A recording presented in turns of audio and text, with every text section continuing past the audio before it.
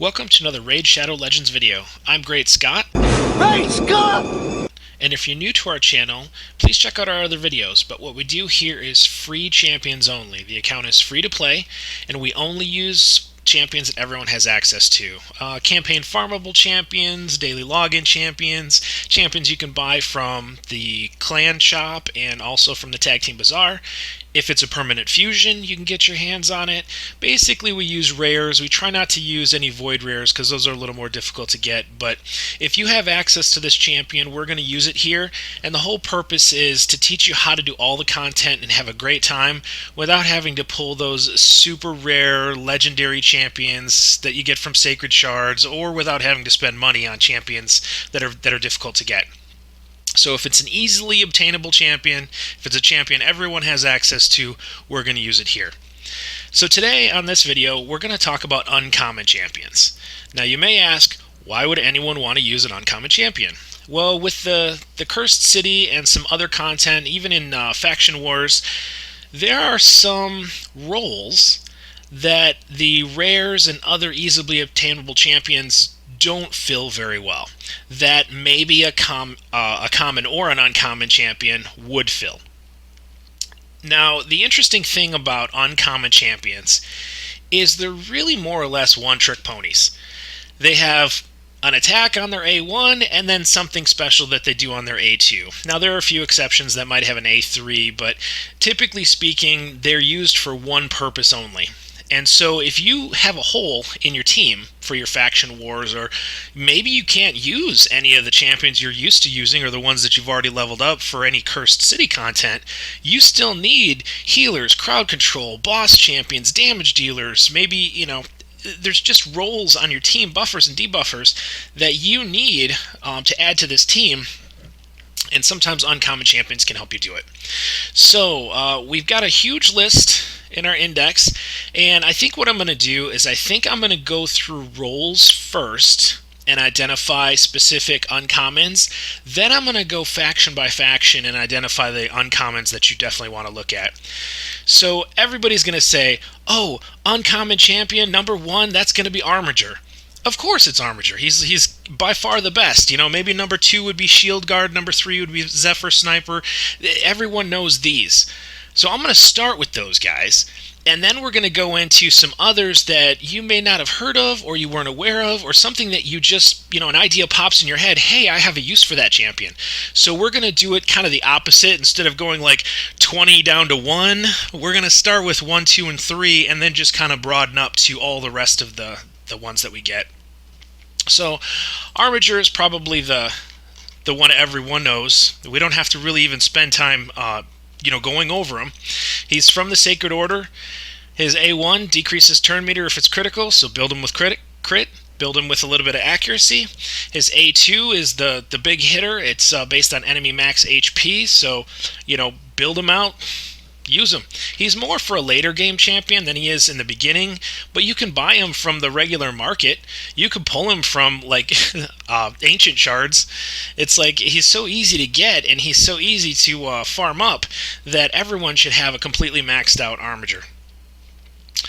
So the next one that I want to talk about, that's probably number 2 on the list as the second best that you could possibly get your hands on, is Shield Guard. Everybody knows about Shield Guard as well. Shield Guard has a chance of placing decreased speed.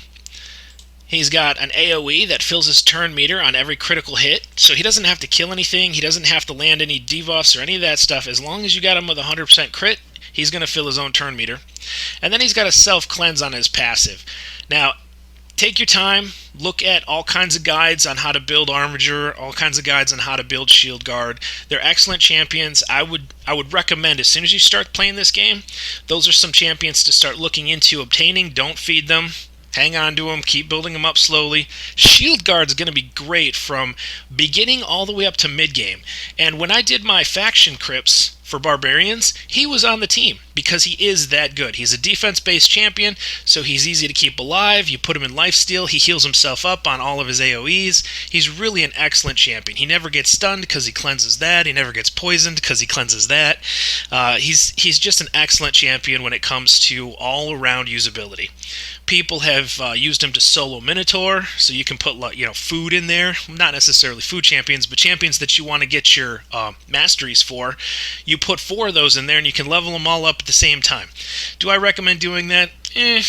Not really, but he is excellent in a lot of different content. He is definitely a great filler champion as a nuker. He's a great champion to use in the Iron Twins because he can put decreased speed, and it's a 50% land rate. So if you get him going decently fast, and I know he's got a base speed of 89, so he's not great on that front, but he is very usable in a lot of early to mid-game content, and even like your faction wars, you can use him in the end game there. Enough said about Shield Guard. He's clearly in the top 2, top 3, top 5 when it comes to uncommon champions. Definitely look into him if you haven't seen him before.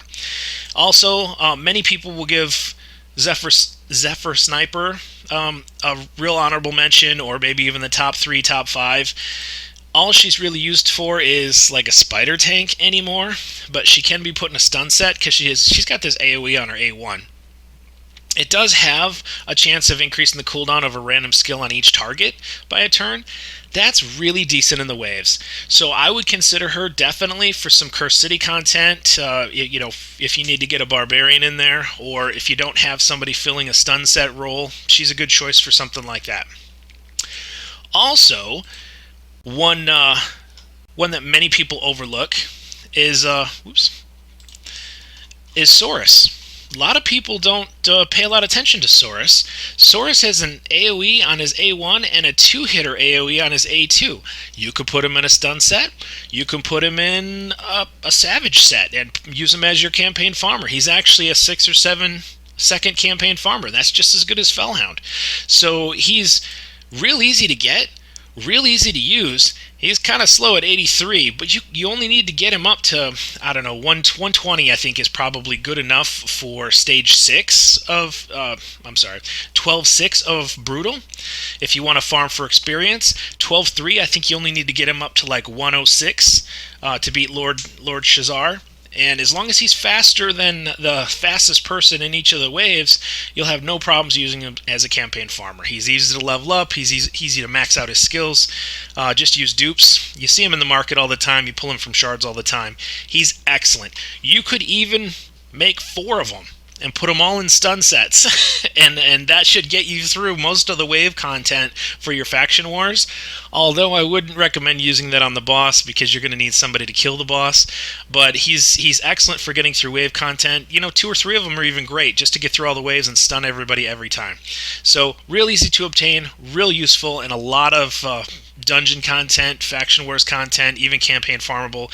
He's top 3, top 4, certainly in the top 5. Like him a lot. Also, we have, in Sacred Order, with Armiger, the old school uncommon, Outlaw Monk. Now, Outlaw Monk is great for early game clan boss. He's great just as a poisoner in general. On his A1, he has a chance of getting an extra turn, and on his A2, he gives you 2 poisons for 2 turns on a 3-turn cooldown. So that's really good for the boss when you get to the end game. Now, a lot of people don't like him because he's kind of squishy, but in the Sacred Order, if you can find somebody to keep him alive by throwing an ally protect, or a shield, or somebody who can continuously heal, you can probably get him into a reflex set if you want to use him offensively. You can get him in a relentless set if you want him to just go over and over and over again, or some people put him like completely defensive, or they put him in a regeneration set, or there's all kinds of things you can do to him to help keep him alive. And he can land those poisons over and over again. Most of the time, people will put his masteries into War Master for boss hits.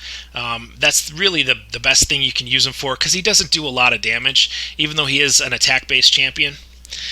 He's also, I guess maybe I've given you 5 already, maybe he's in the top 5, Armiger, Shield Guard, Zephyr Sniper, Saurus, Outlaw Monk. These are all excellent uncommon champions. Now let's talk a little bit about some uncommon champions that you may not have heard of, may not be familiar with.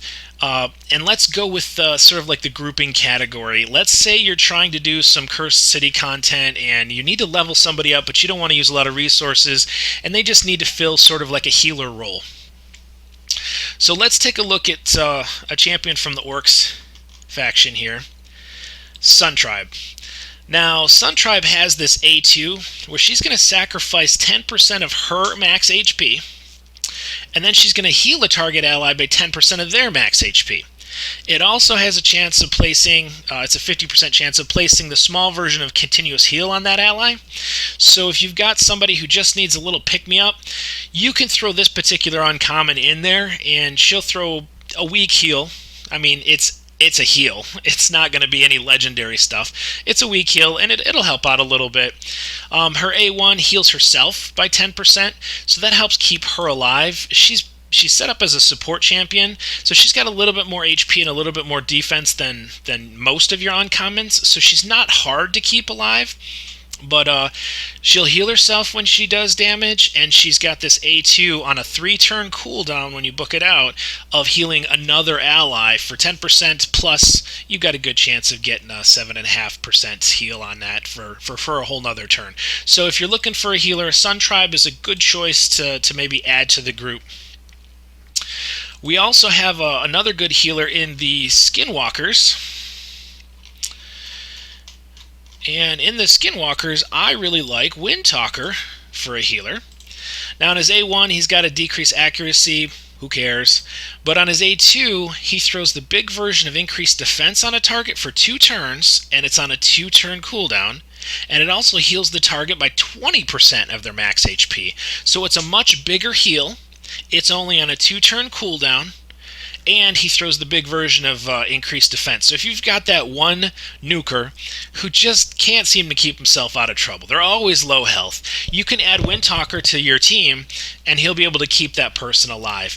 He is also support champion, so he's got relatively high defense, and he's also got medium hit points, for an uncommon anyway. Sun Tribe had like 16,000 hit points and 800 defense, so Windtalker's got 900 defense and only 13,000 hit points. But in reality, if you need a healer just to fill that one spot, uncommons are so easy to get your hands on, and they're so inexpensive to level up that he would be a good choice to add to that team. Another one that I don't really like as much, but if you need him, I think he's in Ogryns. If you need another healer, Frostkin. Now, Frostkin on his A1 has a chance of a freeze, so just a 30% chance of freeze on its own is not bad for an A1, but on his A2, he fully depletes the target's turn meter.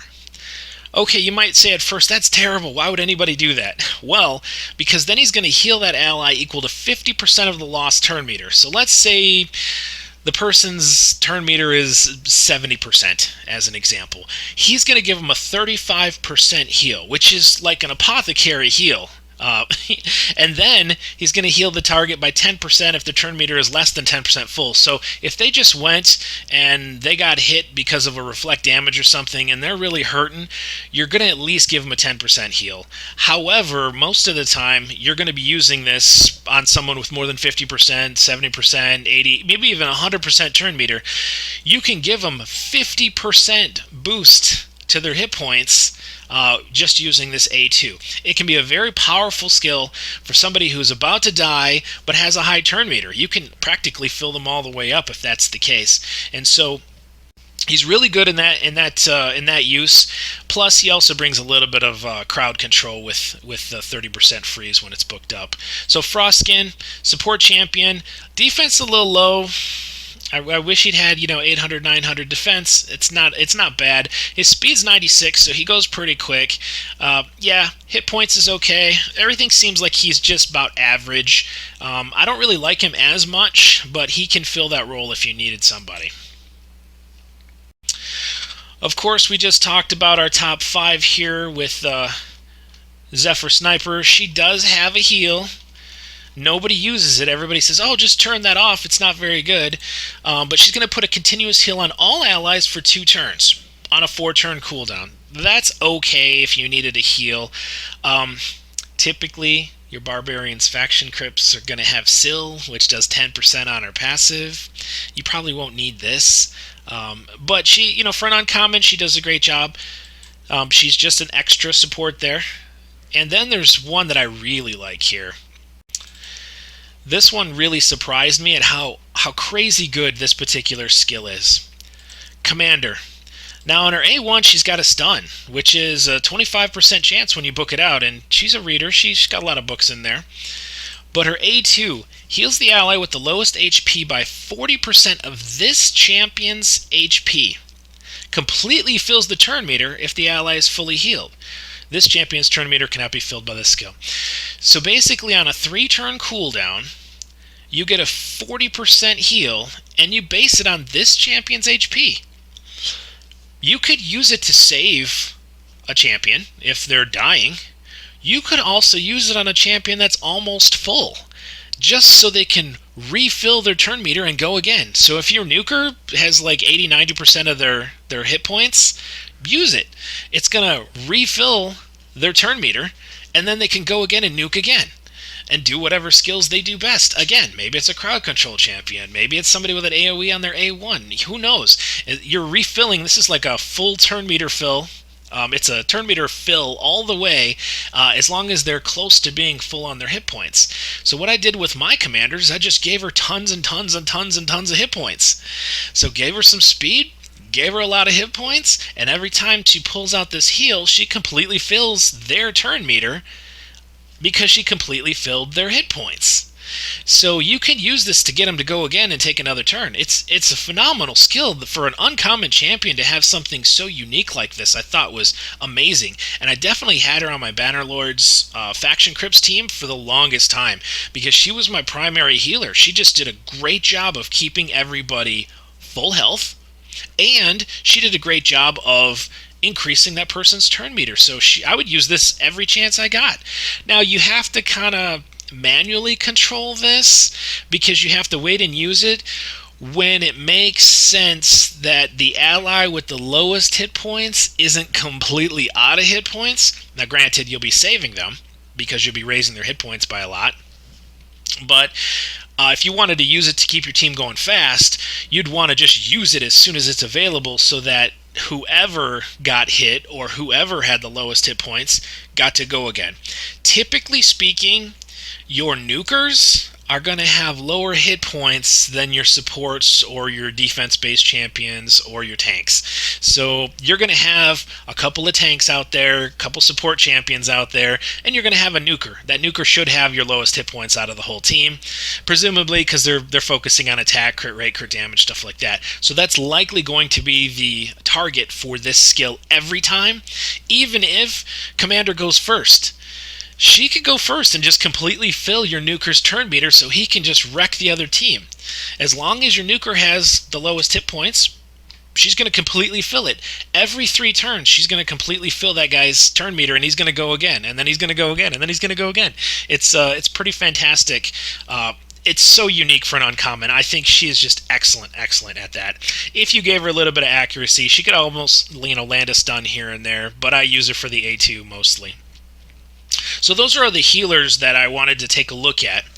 Now, let's take a look at some people who can buff. So, through here, who's a good buffer? How about Undead Hordes? Now, Undead Hordes has this champion, Vulpine.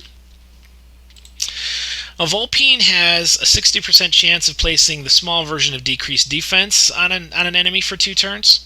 That's pretty good, but it has an increased attack on all allies for 2 turns on a 3-turn cooldown. It's a small version, but if you wanted to buff your team and debuff the other team, they're the small versions, but at least you're getting it out there. So it's an AoE increased attack on everyone. So Vulpine actually is a great choice to add to your Undead Hordes if you don't have any rares, if you're not looking at any epics. If you got nobody else to use, you can at least debuff and buff with the small versions reliably. We also have, let's see, Sacred Order. Let's get back up there.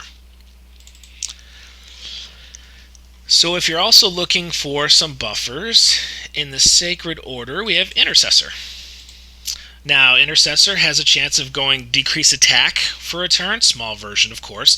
A lot of these uncommons are going to have the small versions. You will run across the big versions occasionally, but on an A1, you're likely looking at the small version with uncommons. So this one's going to put increase attack on all allies for 2 turns. So like Vulpine increased defense, this is going to increase attack. So it's good to have that. It's on a 2-turn cooldown. It lasts for 2 turns, so that's going to keep your attack up.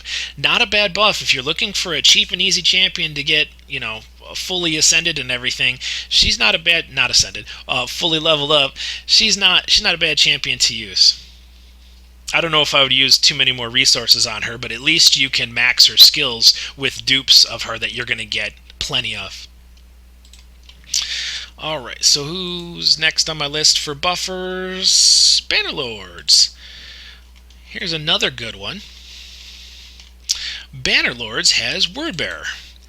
Now, Wordbearer on her A1 has a chance of place and decrease accuracy. That's okay. Let's see, it's 25, 35, 45, 50% chance on one enemy to place the small version of decrease accuracy for 2 turns. That's not bad. Then you have increase defense, small version, on all allies for 2 turns on a 2-turn cooldown. So while Intercessor increased your attack on all allies for 2 turns on a 2-turn cooldown, Wordbearer increases your defense on all allies for 2 turns on a 2-turn cooldown. So if you're looking for somebody, just increase the defense, or if you have a team that is a defense-based team, they're going to do their damage based on defense. This is a great buff to have for that team.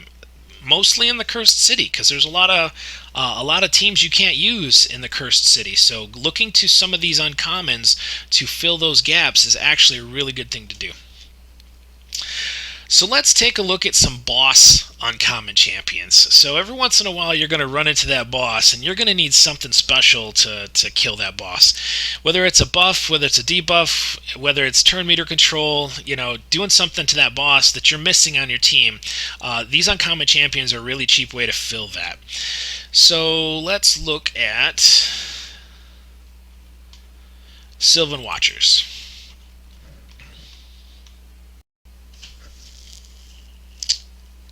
You know what? I don't think there's anybody in the Sylvan Watchers that I liked. I apologize. Let's look at Skinwalkers. So I like Satyr. Now, Satyr on the A1 has a chance of placing decreased speed. It's a 45% chance of placing decreased speed for 2 turns. I'll take it. It's something. Small version of decreased speed. But, if that boss is susceptible to decreased speed, it's worth it. But this one is what I really use it for. It's a 4-hitter, and it decreases the turn meter by 15% if the attack is critical. It doesn't say it, but it actually works on every hit. So 4 times 15, that's a 60% turn meter reduction if you can land critical hits. Now, it takes into account the affinity, so if your boss is, say your boss is blue affinity, this is not going to work very well. This works great on spirit affinity, it works great on force affinity, and it works okay on void affinity. Just make sure you're watching your affinities if you want this to land every time. 4 times at random is pretty good, because if there's only one boss, you'll be landing all 4 on the boss. But most of the time, especially in the faction wars, you're going to have a boss and 2 adds. Well, that's okay. You can still reduce the turn meter of 2 of the adds and the boss, or all on the boss, or, here and there, like one of the adds and then the rest on the boss. It's kind of funny because at random, it's doing 60% turn meter reduction spread out over whoever it hits. So 4 times 15, that is great. The cooldown is only a 3-turn cooldown. Unfortunately, his speed is 83. So you're really going to have to do something to get his speed up there so he's usable. But he is good because he places decreased speed on his A1, and then he lowers the turn meters on his A2. Now, if you're hurting for a Fire Knight specialist, he's a good Fire Knight specialist because he does have the 4-hitter, and the 4-hitter can reduce turn meter. So he's able to keep that shield down. He's able to take the shield down, and then he's able to keep the shield down by keeping the turn meter down. So he's somebody that, cheap, easy to get, somebody you can book up really easy. Put him on your Fire Knight team early game, put him in your Skinwalkers faction early game. He's going to do some great things for you, especially against that boss. So now let's go to a couple of my favorites. And I don't know why I like them so much. I just do. It's Pit Fighter. I just like the way he looks. He just looks angry. He's got the giant swords. I don't know, the graphic looks great. I'm not sure why I like him so much, but on his A1, he's got an extra chance of placing critical. That's fine, no big deal. On his A2, he attacks that enemy. It's a 3-turn cooldown when you book it. It decreases the target's turn meter by 50%. So the Faction Wars bosses, they're susceptible to turn meter decrease. So unlike Satyr, who is Spirit Affinity, Pit Fighter is actually Force Affinity, so you can use him against the blue bosses. So if the affinity isn't right for Satyr, Pit Fighter's got you covered. I like him because it's 50%. It's 50% of the existing turn meter. So if the boss has, say, the boss only has 50% turn meter, well, this is going to reduce it by 50% of that. So you're only going to get a 25% turn meter reduction, but if the boss is about to go, it's going to cut his turn meter in half. So it's actually really good for keeping those bosses from going, especially in Fire Knight. We are not far from the next one. I like Outlander. Oops. Outlander on his A1 just has a 2-hitter. That's okay. It's good for Fire Knight. And on his A2, he's got an AoE that has a 50%, 60, 70% chance of decreasing the turn meter by 30%. Almost as good as Pit Fighter. It's on a 3-turn cooldown, but it's still very useful. So 2-hitter to kind of break the shield of the Fire Knight, then he can use his A2 to reduce the turn meter of the Fire Knight. Same thing with the bosses and the crypts. You can do that. If you're in the Cursed City, by all means, use him there too, because some of those bosses are susceptible to turn meters. Or you just have that really annoying person that puts Unkillable, or that really annoying person who puts some buff on the teammates, their teammates, and you just don't want them putting that on. You don't want the heal. You don't want the revive on death. You don't want the unkillable. You don't want the block damage. You just need to keep their turn meter down low enough so your other guys can kill him. He's a good person to add to that team. Plus, he also looks pretty cool.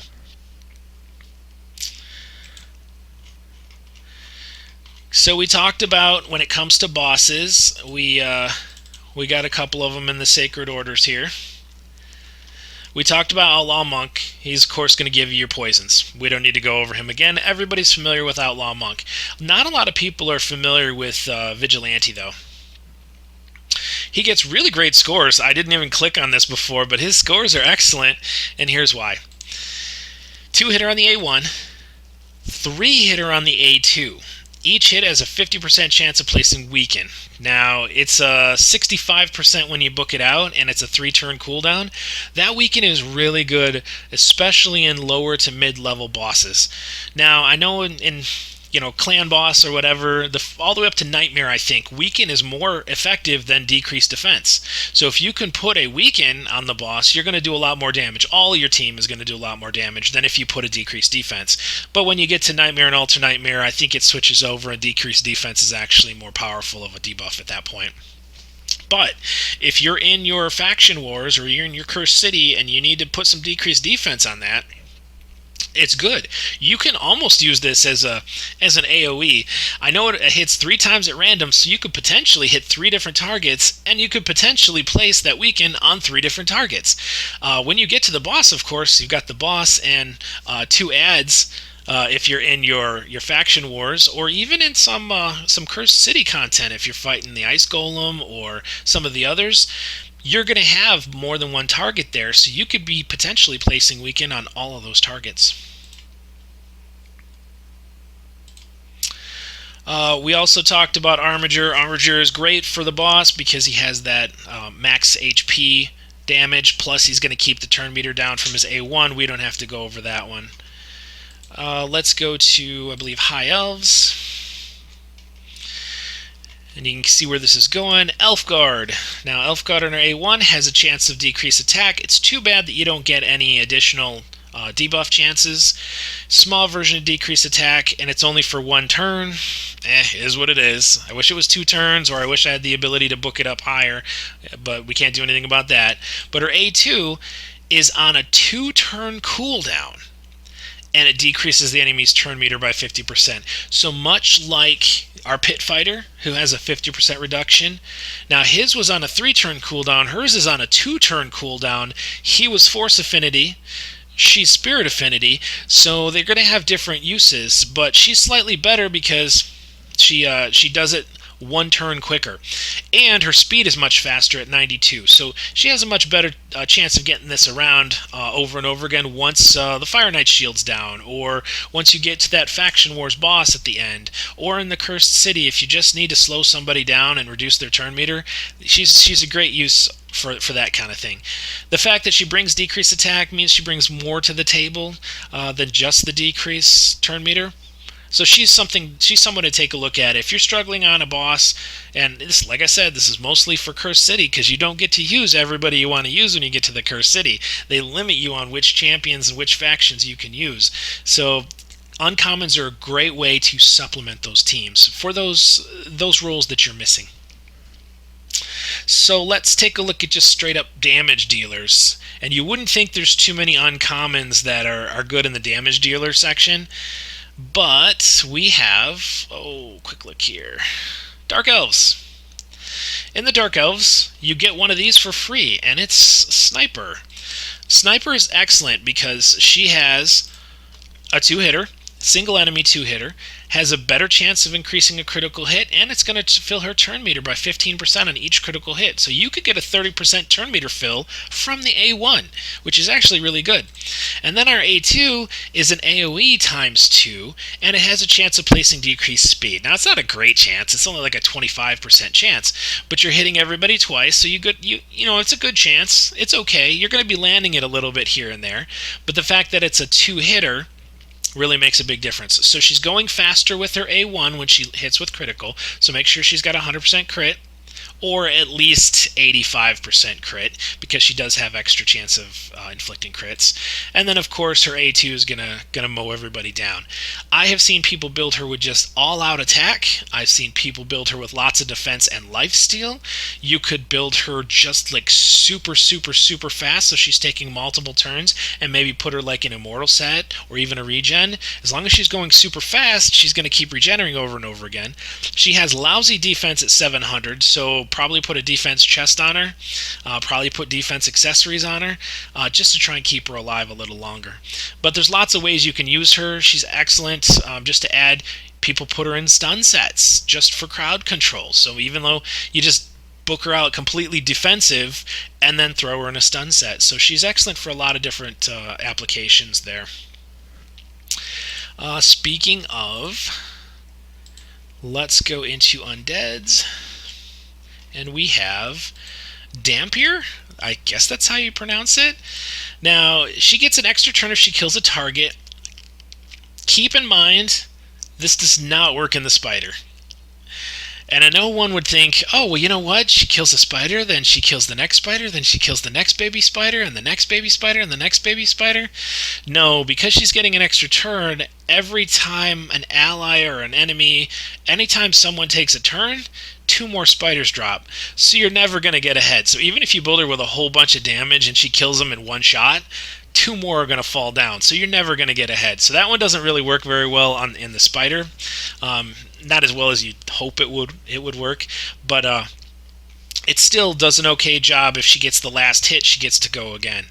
And what she does on her A2 is she heals herself by 20% of the damage on an AoE. That's actually a really good heal. So sometimes people will just build her, and it's a 3-turn cooldown. Sometimes people just build her in all-out nukage, with Savage set or something like that. I like to go the other route. I like to go with a lifesteal set because she's healing 20% of the damage inflicted, plus she's getting healing from the lifesteal. So it should fill her up all the way every time she gets a turn. Now, her defense is 991, so that's actually really good defense for an attack-based champion. Unfortunately, her hit points are only 10,000, which is not very good at all. Her speed is 98, so she's going to be going pretty frequently, and if she's able to last hit a target, she'll get another turn. So she'll get to go again, and she has another chance of healing herself back up. So if you're running her fast, if you're running her with high crit damage, if you're running her with pretty good attack. You don't really need to give her huge defense or huge hit points, but you don't want to neglect those because she is pretty squishy being an uncommon. So I like the Lizards have this guy called Skinner. The reason I like him is because on his A1 he has a 3-hitter. So if you decided to take him to 60, and I know it sounds silly, why would you take an uncommon to 60? Lots of reasons. If you take him to 60 and put him in a Giant Slayer, he's proccing Giant Slayers on a 3-hitter. You can bring him into Fire Knight because he's going to be proccing. He's going to be taking down that shield. On his A2, he removes 2 buffs from the target. Doesn't say chance of removing, it just removes them. It doesn't knock down the turn meter. It just removes them. I mean, that's better than Arbiter. Arbiter just removes 1 turn meter from all those champions. It doesn't remove the buff completely. He's going to remove 2 buffs from the target. Now, I wish it said steals 2 buffs from the target, but that's okay. It's on a 3-turn cooldown, and the fact that it can just strip 2 buffs, that's good enough. That's all you need to use him for. So if he's in, of course, the city, if he's in the faction crypts, wherever he is, he's going to have Giant Slayer on that A3 for the boss. He's going to be able to strip some of those buffs that the boss puts on him. Most likely, you're going to run into wave content where you have an unkillable or a block damage or revive on death. You're going to want to take those off. Sometimes I run into waves that have retaliation, where they have counterattack. He's going to take the counterattack off so that your whole team doesn't get hit by that person the next turn and then the next turn and then the next turn. So he's really good at taking 2 buffs. He can knock down the heals from people who want to heal. He can get rid of the shields from people who put up shields. He's actually a really great uncommon champion. So this kit is very good for a number of different applications. His defense, abysmal. His defense is 639. It is ridiculously low. I'm not sure I've seen defense lower than that. And his speed is only 89. So that's where his shortcomings are. But his kit is amazing because of that buff removal. And it's 2 buffs. I thought that was just awesome. Anyway, moving forward, we've already talked about Saurus and how great he is as a campaign farmer, wave clear, put him in a stun set. He's going to do some good work for you. We've talked about Shieldguard already as a damage dealer. Let me get up there. He's a barbarian. Shieldguard easily in the top 5. We talked about him. He's got that nuke here on his A2. Great damage dealer. Like him a lot. We didn't talk about Outrider yet, so let's talk about him. He has a chance to place decreased defense. Small version, but it's a 50% chance, so that's great when you're attacking the boss. He also has a way to destroy enemy max HP. Now, the multipliers on this actually hit pretty decent, and it's a 2-turn cooldown, so he can use it relatively quick, get around really quick to use that over and over again. And then he's just got an AoE on his A3. Now, the AoE is fine when it comes to you want to put him in a lifesteal set or something like that, because the more enemies he's attacking, of course, the more lifesteal he's taking. Some people will put him in a destroy set and add that to the destroy on his A2. Not bad, especially if you're going to go in the Scarab? That Scarab has that shield where you have to destroy his max HP in order to get through that shield. So if you want to chew through that shield, if you're hitting for 10 or 20,000, or if you're pulling a War Master proc out of that, you're going to be destroying based on the skill 15%, and you're going to be destroying based on the set. So you're really going to be taking that shield you're going to be taking that shield down quite a bit on that Scarab. So some people use him for that. So they put him in a destroy set. Some people put him in lifesteal set so he can actually regain all of his life whenever he attacks the waves. Any way you choose, he's going to be doing lots of damage. Now his attack is 1100, which is pretty good for an uncommon, and his speed is 99, which makes him go fairly quickly. The fact that his A2 is on such a short cooldown with a 2-turn cooldown means he gets back around to that so fast. He's going to be a very effective Scarab fighter, or he's also going to be very effective at the end boss in your faction wars, your faction crypts. So he's good all around. I would definitely keep an eye out for him. He's like I said, all these commons are easy to book, so you can get them maxed out fairly quickly, fairly easy with very little resources. And so definitely somebody to look for when you're looking for just straight up damage. Let's look in the Sacred Orders, because we've got some damage dealers that I think you're going to like. And I want to say these guys are twins. Like, they literally are twins. Crusader you get like in the first week, the first 2 weeks, whatever, when you're running the first couple missions. He's one of the rewards, so everybody has a Crusader. He's got a 2-hitter on his A1, which makes him okay for doing Fire Knight, especially early game. And then he attacks with one random ally, and they're using their default skills. So you're going to get some more hits. Let's say you just brought 3 Crusaders and somebody to speed you up into your Fire Knight team. You could be using your A2, which is on a 2-turn cooldown, and attacking with another ally and getting, 3 hits on that shield every turn, 4 hits on that shield every turn. So there's no reason why you couldn't bring multiples of these guys in there. This one's called Hack. This one's called Rally. But then he's got this brother over here called Sergeant. He also has Hack, and he also has Rally. It's the exact same thing. So if we look, he attacks one enemy 2 times. Great. And then on his A2, he attacks with a random ally, and they use their default skills on a 2-turn cooldown. 1112 attack on him. Crusader has 1123 attack on him. So it's like they're almost the exact same person. It's funny that they would have such a similar skill set, that they'd be so close in all their stats and everything that they do. But hey, those 2 guys, they can kick out a lot of damage. Don't ignore them, because working together, especially if you have another multi-hitter. So let's say you've got Apothecary in your lead, and you're running a Sergeant and a Crusader. Well, those guys are going to be using their A2s, and Apothecary having a 3-hitter on his A1, you're going to be taking that shield down in no time. I mean, really, literally 2-3 turns, and the shield is down, and you're ready to work on that, on the hit points of the Fire Knight. So don't ignore these guys. They can kick out a lot of damage, even if you're looking for something like an early game clan boss. If you've got someone who can place poisons on the A1, these are great choices to add, because it's going to give you the ability to keep hitting over and over again by an ally joining the attack. You could potentially, I suppose, put them in Giant Slayer, or you could just set them in War Master. Both are appropriate. Both are good. You can go for an all-out damage build on them, or you can put them in Lifesteal. Lifesteal is actually good because they're going to be attacking a lot of times. Every time they join someone else's attack, or every time they get a turn and they can attack twice themselves, they're going to be stealing a lot of their health back. So it's worth lifesteal in this case. They don't actually get another turn when this happens, so a regen or an immortal wouldn't be a good choice for them, but certainly going all out max damage, crit damage, all that would be nice, or going lifesteal for a little more survivability.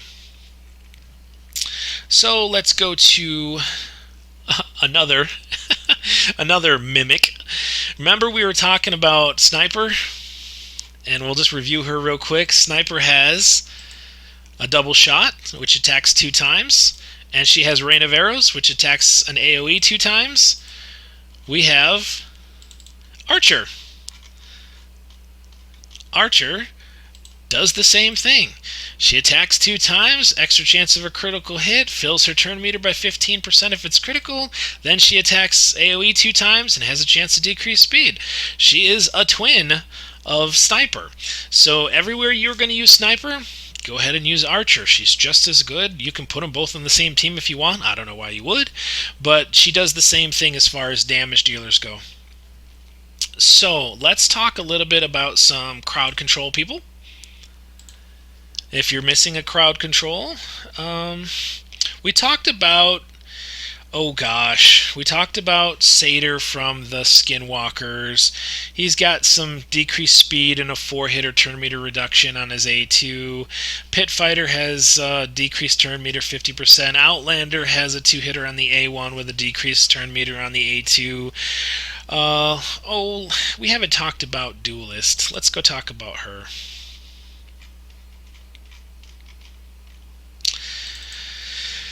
Duelist heals herself by 20% of the damage inflicted on her A1. That is great. That is going to keep her alive. I love that skill, especially on an A1, which means you don't necessarily have to go with lifesteal on her set. And on her A2, she has a 50% chance. Book that out to a 75% chance. If you do the masteries, an 80% chance of placing a stun for one turn. So you give her enough accuracy, and she's got a 75%, 80% chance of placing that stun. That can be clutch, especially if you need it. It's on a 2-turn cooldown, so she's going to be getting it around pretty quick. That, plus she's going to be able to keep herself alive with her heal by 20%. You can choose to double down on that and go with the lifesteal set for sure, or you could just build her with lots of attack. You could build her really, really fast because her base speed is 101, so she can go again and again and again, meaning she can get away with an immortal set, with maybe like a crit set or even a perception set, along with a speed set perhaps. There's lots of ways you can do this one. But she's really, really here to place that stun, so make sure your accuracy is high enough to be able to do that.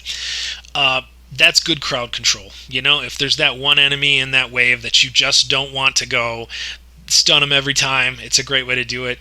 You're going to run against Scylla the Drakes in waves. You're going to see her in the Cursed City. You're going to see her in the Doom Tower. You're going to see her in a number of different places, and you just don't want her to go.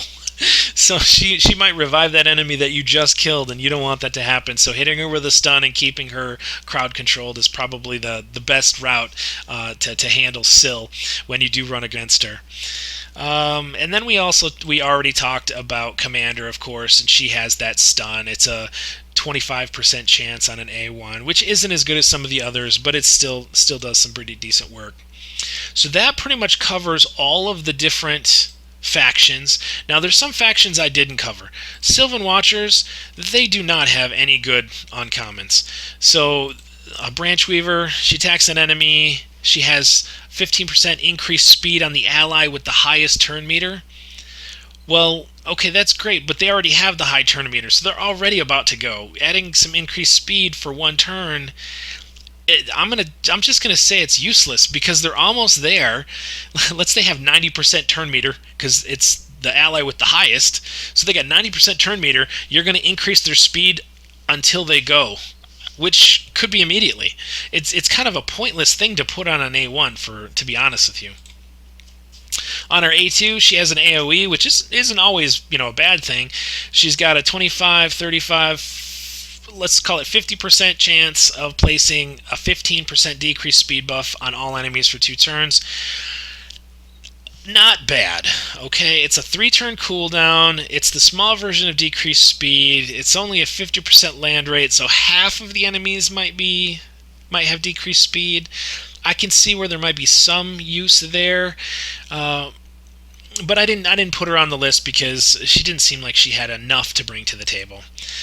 Glenspear places an extra hit if the enemy's under weaken. Well, guess what? He brings weaken. So he attacks an enemy. He's got a 75% chance of placing a weaken for 2 turns on a 3-turn cooldown. That's good. I mean, especially if you're up against a boss, that's great. But what else does he really bring to the table? An extra hit. He attacks one enemy and he gives him an extra hit. Now, unless his multipliers are just ridiculously high, he's okay. I mean, he's just okay. A 50% chance of placing weaken or 75% chance placing a small version of weaken is good.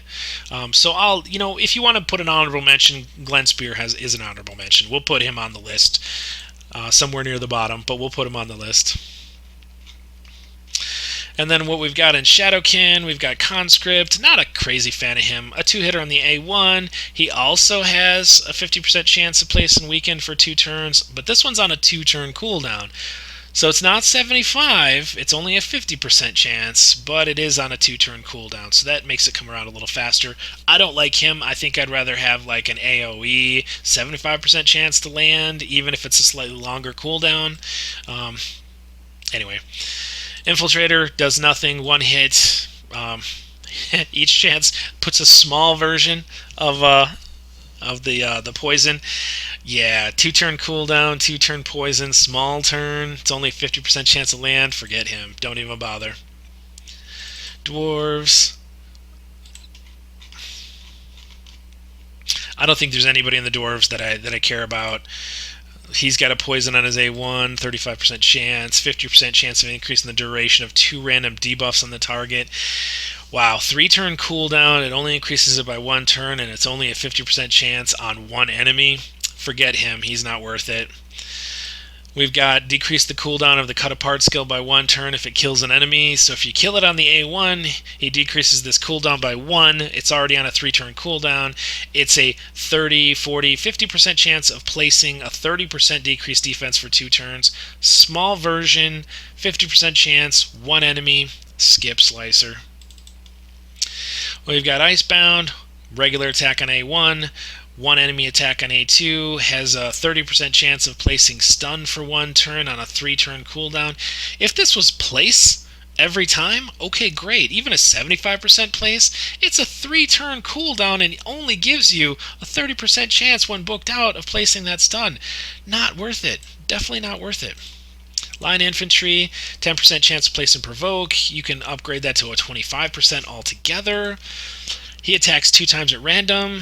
He has another chance of placing provoke. Okay, a one enemy hit 2 times at random. He's going to be provoking. That's great. 25, 30, 40% chance of provoke. Okay, maybe. But, I mean, you must really be desperate for provoke if you're looking to line infantry to provide that for you, because he just doesn't bring it. 2-hitter on the A1. Attacks 1 enemy. 15%. 25, 30% chance. Okay, so we got a 30% chance of placing a stun for 1 turn.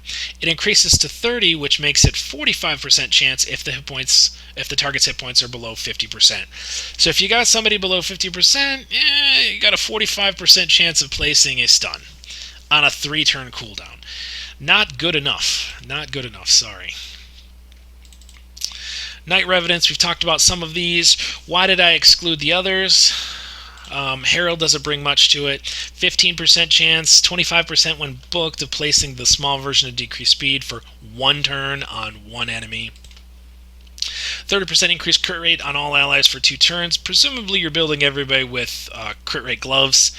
If not, this is on a 2-turn cooldown, and the buff lasts for 2 turns, so you're doing pretty good here, I guess. If you desperately need that, but just put more crit rate on your champions, and you don't even have to bring him in the fight. We've got Admonitor. He attacks 1 enemy, places a shield on himself for 1 turn equal to 10% of the damage inflicted. If you desperately need to bring him into Scarab, because the Scarab will hit you, he'll counterattack on you if you don't have a shield. This is going to give you a shield every time, so at least he won't be counterattacking you. However, I don't know. It just seems like it's only 10% of the damage inflicted, and if his shield is fully up, your damage is going to be a couple of hundred to begin with.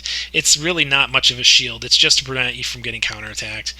And it places 50% ally protect on a target for 2 turns on a 2-turn cooldown.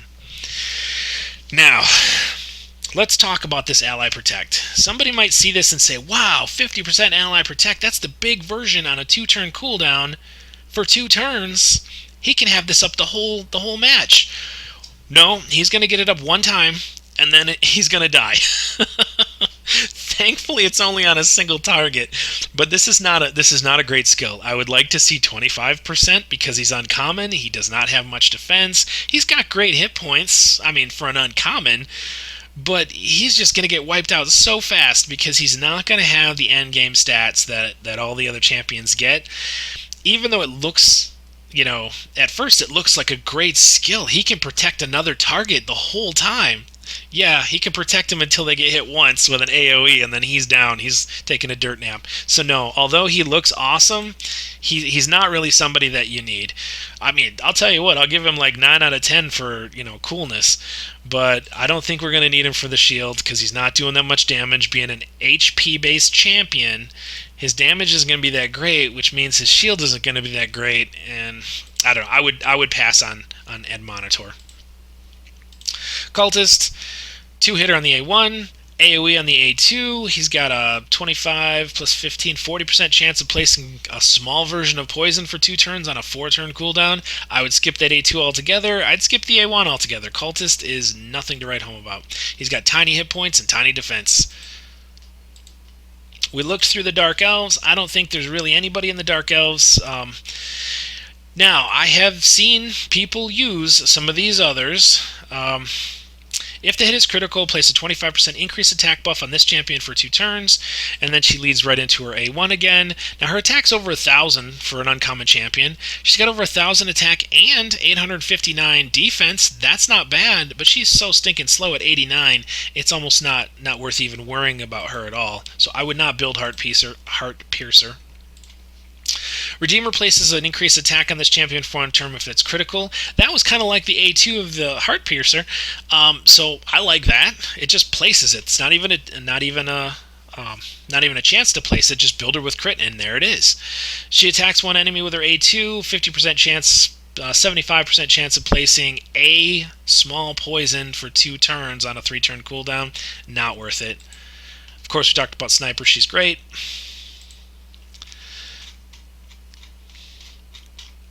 We talked about Dhampir already. Dead Crusader. We've got 1 enemy hit. Attacks AoE enemies. Alright, so we attack everybody. 75% chance of placing a small version. It's a 100% chance of placing a small version of poison on all enemies for 2 turns. On a 3-turn cooldown. You really have to be desperate to be placing the small versions of poisons. I would skip that. We talked about Vulpine. I don't think we talked about Skellig. He has a chance of placing freeze. Now, this is actually 40% chance on an A1 of placing freeze. That's all right. I mean, I'm not complaining about that. On his A2, he has an AoE, and he has a 60. Make that 100% chance on everybody of placing the small version of decreased accuracy for 2 turns. Okay, I can get on board with that. He's a defense-based champion, which means he's got, pretty good defense. Now his hit points are only 12,000, so that kind of sucks. But his defense starts at 1,000. It's over 1,000. His speed's over 100. If you really want to use him to start placing freezes, I can see putting him in one of those freeze sets that increases, and I forgot what they're called off the top of my head, but you can make them from the Forge. They increases your chance of landing a freeze, so this could probably get him up there a little bit. So yeah, I could see maybe using him. If I was going to do another honorable mention, perhaps Skellig could get another honorable mention. However, I am a fan of a common champion, Deathhound. Deathhound will ignore shield, will ignore block damage, and will ignore defense if it's critical. You put him at 100% critical, he's going to ignore all that. It's just pure damage coming out of this guy. Not to mention the fact he's placing a big version of poison for 2 turns on a 2-turn cooldown.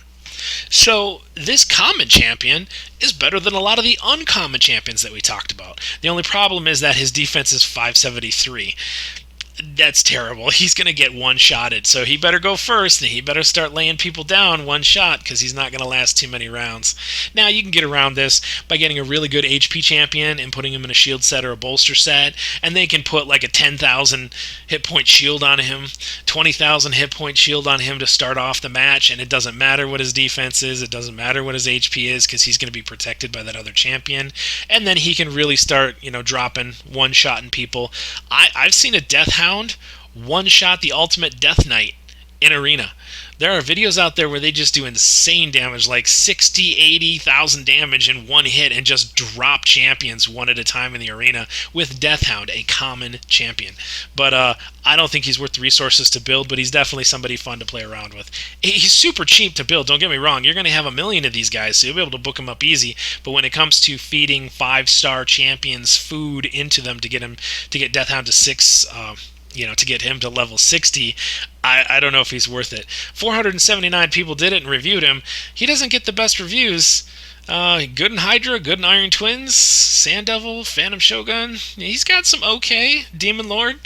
I don't know. I mean, I've seen him in Arena, but he doesn't do very well in Arena according to the stats here.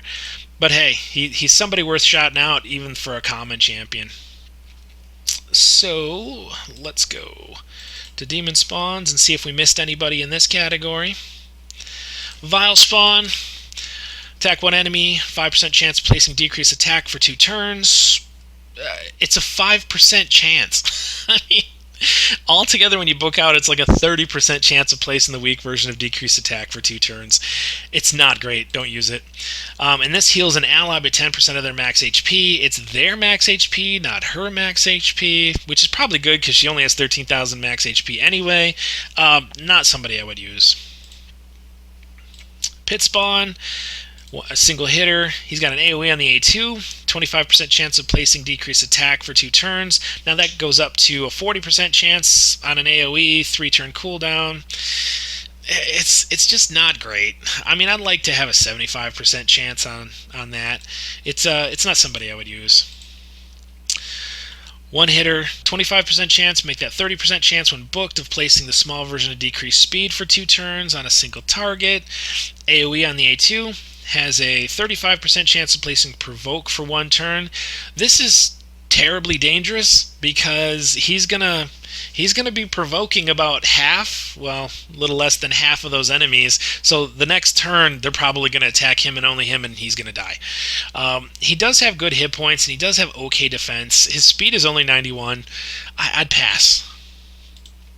Incubus attacks 1 enemy, 10% chance placing an extra hit. Now this one attacks 3 times at random, resets the cooldown on this skill if the target is killed. He might get another chance to go, but there's no cooldowns here. So he's stuck at 4. It would be nice if they allowed us to book up a cooldown decrease, one or two at least, so you can make this on a 2-turn cooldown maybe. But it is a 3-hitter. 3-hitters are useful for Fire Knight. Unfortunately, it's on a 4-turn cooldown. I still wouldn't use it.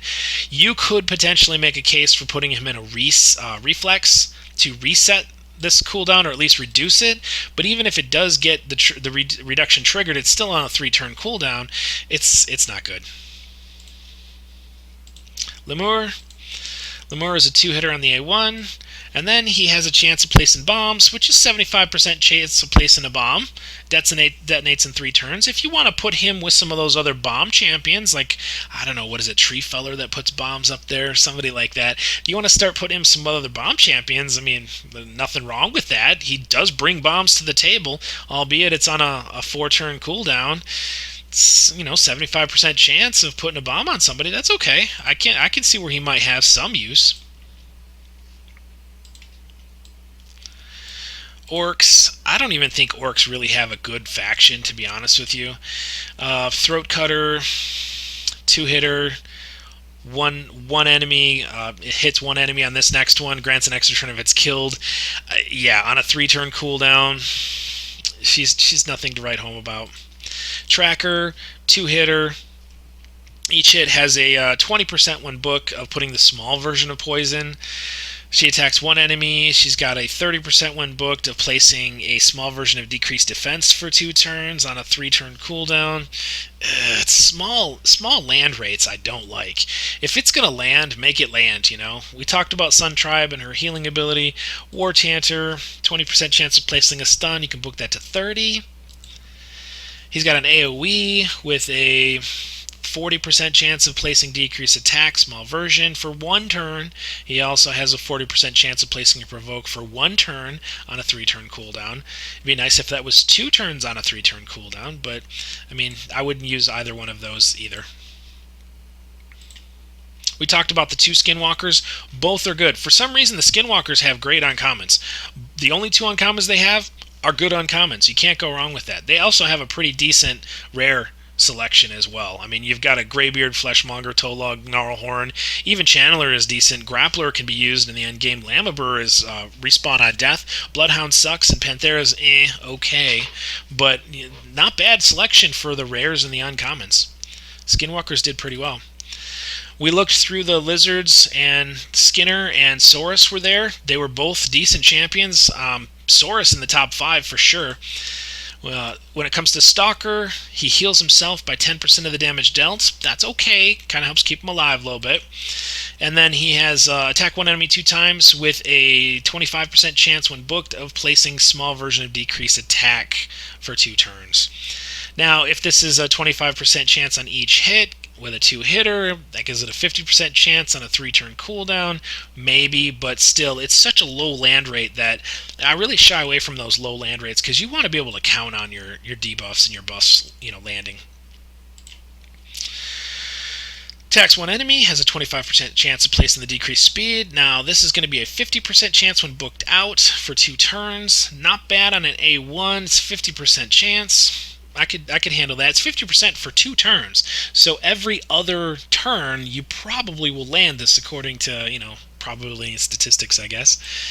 The A2 attacks one enemy. It places a stun if the target has the decreased speed debuff. Has a 20% chance of placing the stun for 1 turn if the target has no decreased speed buff. So if you hit him with the A1 debuff, which has a 50% chance, then you can come back and place the stun, or you still have what looks like a 35% chance even if there wasn't a decreased speed. So you could potentially stun a couple of targets out of this, especially if your other people on your team have a decreased speed. It could be usable. Ogryns.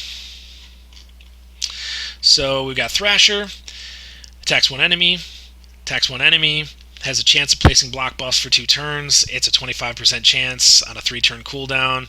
Luckily, there's no books needed for him because he doesn't do anything. He's terrible. Hunger, he attacks one enemy, 10% chance of placing a stun. You can get a 20%, but it's only 1 turn. He places a shield on all allies equal to 10% of this champion's max HP for 2 turns on a 3-turn cooldown. If you are really missing a shield, you can put this on, but it's only at 10% of his max HP. Now granted, he's got great HP at 18,000, but there are better options available. I wouldn't build him just for a 10% shield. Oldbeard, he has a 35% chance when booked of placing the small version of decreased attack for 2 turns. Now, I like the fact that if you're placing a buff on an A1, it lasts for 2 turns, especially if you have a small land rate. In this case, 50% is kind of a small land rate, but if it lasts for 2 turns, that means you can take another turn, and then hopefully by the next turn, if it didn't hit again, it can hit the second time. So you can keep it on all the time. I like to see higher than a 50%, but I mean, it's an A1. What are you going to do? Then this one has a 65% chance when booked of placing Leech for 2 turns, but it's on a 4-turn cooldown. Be nice if it was a 3-turn cooldown. Be nice if it was a 75% land rate, but it's still on 1 enemy, so that's okay for a boss. It's okay for like a clan boss or something, but I don't think I would be building him out for a clan boss because his decreased attack on his A1 isn't the big version, and it's a 50% land rate, and then his Leech is only a 65%, but it's on a 4-turn cooldown and it only lasts for 2 turns. So unless you have a debuff extender on your clan boss team or something, I don't think I'd be bringing him along. Now, he's not bad because he's got 1100 defense.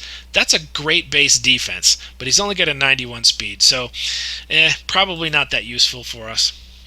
We talked about Frostskin, and he has that heal.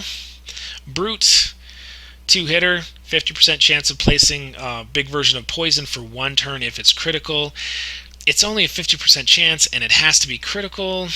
It attacks 2 times at random, so you might be able to get one of those off if you're only attacking 1 boss. It's not the end of the world. That's not the worst. Attacks an enemy, extra 30% chance of inflicting a critical hit on a 2-turn. Well, hopefully you're doing a critical hit every time anyway. What would be the point? So I don't really like this one. I would pass on him. We talked about a lot of our barbarians already. Barbarians are stacked in all levels. Let's just take a look at the top here. We've got Syl, we get her for free. She's stacked. We got Yakaro, we get him from the, I want to say the clan, either the clan shop or the tag team bazaar. I forget which, but he's purchasable. So there's 2 like S tier legendaries that you get available. Armand's was just part of a fusion not long ago, so like they just stacked these guys up in this particular faction crypt. When you go to the epics, they've got a lot of really good epics here. Haikatun is a free one that everybody gets. She's excellent, even in the end game. You got Farrakhan. I don't know, it was Artur one of the free champions. Maybe Jotun was. I don't remember exactly, but you can get more of these if you just logged in for a certain period of time or did some of their events. But they're stacked as far as free champions goes. War Maiden, campaign farmable, marked. She's an excellent rare. I know I've talked about Anointed. Scrapper's great for the Scarab. Soulbond Boyer's like awesome. There's so many good in every category. And then, of course, the uncommon category has Zephyr Sniper in it, Shield Guard in it, Outlander and Outrider in it. I'm a fan of Pit Fighter. Nobody likes Pit Fighter. But let's take a look at some of the ones we didn't talk about, like Sanbo. What does he do? He attacks one enemy.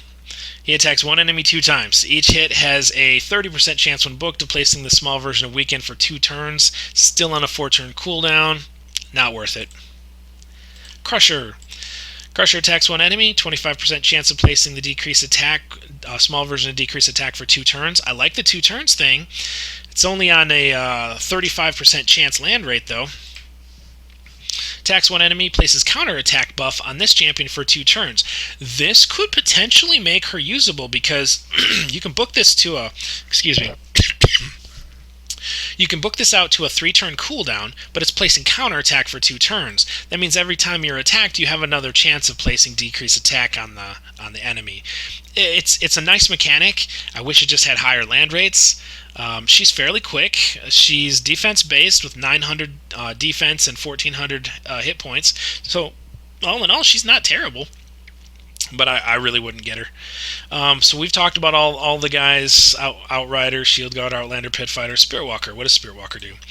Attacks an enemy 2 times. Each hit has a 45% chance when booked of placing the small version of decrease attack on the target for 2 turns. So it's a 2-hitter, and each hitter has a 45% chance when booked. That's what I'm talking about for an A1. Even though it's the small version of decrease attack, it lasts for 2 turns. And it's a 2-hitter, and each hit gives you 45% chance. 50 when you do the masteries. So that's actually usable. I like that one. On her A2, she removes all debuffs from herself, and she places an increased attack on all allies for 2 turns on a 2-turn cooldown. I don't know why I didn't include her. I definitely should have included her for a buffer, because putting increased attack on all allies for 2 turns on a 2-turn cooldown is excellent. The fact that she has the opportunity to remove all debuffs from this champion is also excellent, unless she gets stunned, unless she gets frozen, unless she gets petrified, unless a million other things could happen. She may not be able to even go, so she might not be able to remove the debuffs from her. But hey, this is better than some of the others that I put in the list. Go ahead and add Spirit Walker to the list, even though she's a barbarian and they are just stacked with all kinds of commons, uncommons, rares, epics, legendaries. They have great choices that are free and easily obtainable in all categories. If you need this increased attack for 2 turns on a 2-turn cooldown, I would look no further. Plus, she's going to put decrease attack. So she's actually a lot better than what I thought. Add her to the list. Spirit Walker. Head Taker. One enemy hit has a 50%, marked at 75% when booked, of decreasing the turn meter by 20%. That's great, except it's on a 4-turn cooldown. You got 3 turns before she can use it again. There's no way she's going to be able to use that often enough to make it useful. So I would skip Head Taker. Dervish, 2-hitter on the A1. It's random. Has a 25% chance, 35 when booked, of placing the small version of decreased defense for 2 turns. It's a 2-hitter with a 35% for 2 turns. It's not bad. It's mediocre. Attacks one enemy, and it has what looks like... Wow, okay, so that looks like a 50 and 50. Looks like a 100% chance of placing 50% heal reduction for 2 turns. Now, if it was 100% heal reduction, might be usable against the Fire Knight, but it's a 3-turn cooldown. You got to book it out a lot. I don't know. I would pass. Ritualist attacks one enemy 2 times. 2 hitters are always good. Has a 15% chance of destroying enemy at max HP by 25% of the damage dealt. Now, if this just destroyed enemy max HP, that would be something to talk about. But it only has a 15%. Book it up to a 25% chance of destroying max HP. I would like this if it just did it, but because it's such a small land rate, it's not terribly useful. You won't be able to use this when it comes to Scarab, because you can't guarantee you're going to have that many chances. You probably only have a shield for 3 turns to begin with. You're going to have to get this out a couple of times to try and get that shield down, and it may not trigger on any of your first round attacks. So I don't like it because it's such a small land rate. Her A2 attacks one enemy. It has a 75% chance of placing a small version of decreased defense for 2 turns. It's a one enemy decreased defense small version, and it only has a 75% chance. Pass.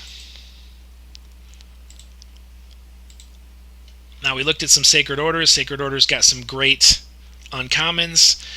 We talked about Armiger. We talked about Outlaw Monk. Did we talk about Vigilante? I don't know. Did we talk about Vigilante? We did talk about Vigilante. Did not talk about Militia. Attacks an enemy. If the target has less than 30% hit points, it's always critical. Well, hopefully you just build them 100% critical anyway.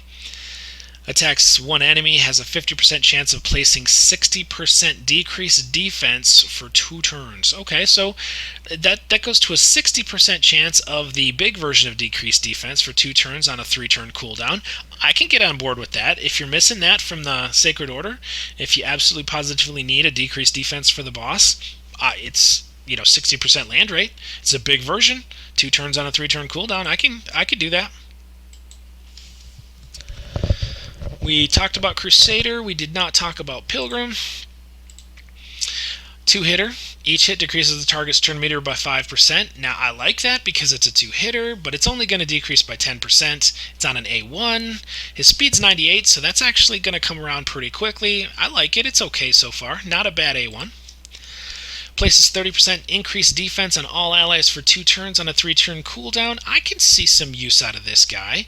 I mean, he's going to give you 10% turn meter decrease on the A1 and increased defense on everybody on the A2, as opposed to Armiger's decrease the turn meter by 30% on his A1. I think I like 30% better, to be honest with you.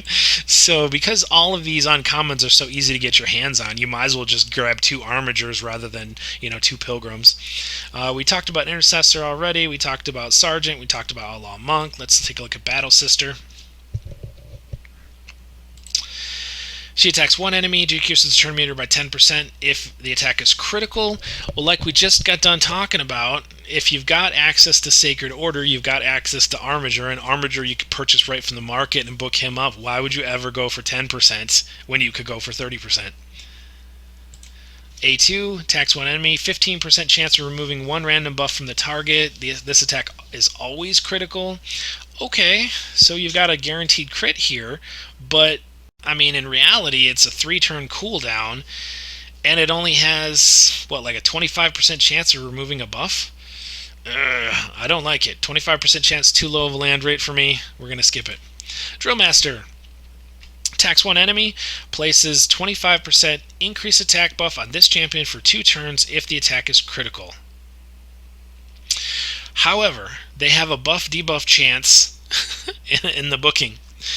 Well, wait, if it's placing, why do you have to increase or decrease the debuff or the buff chance? I don't get it. So maybe this is worded incorrectly and has to be corrected, because why would you even bother putting books into it if it already places? That's like 100% land rate. Anyway, I'm not confused anymore. I think it's just a misprint. And then the A2 is attack one enemy 2 times. Drill Master doesn't deserve the time. High Elves, there's only 3 of them. We talked about Elfguard. Let's see what Jagger has. Jagger has 1 enemy, 10% chance of placing a decreased speed for 1 turn. Alright, so here we go with a 10% chance of landing again. You can get it to 25% chance, but it's the tiny version. I mean, if you just had like an outrageous version, like a 50% decreased speed or something crazy like that, and it was only a 25% chance, maybe. But a 25% chance of the little version isn't even worth putting in the description. And then as A2, he attacks one enemy. He has looks like a 30, 50, 60% chance of placing freeze. It's on a 3-turn cooldown, but the freeze is only for 1 turn. So it would be nice if the freeze was 2 turns on a 3-turn cooldown, considering you're only attacking 1 person. But that's kind of what makes his kit suck, is because he's got nothing to bring on the A2, and his A1 has such a low land rate that it's not even worth looking at. Aristocrat.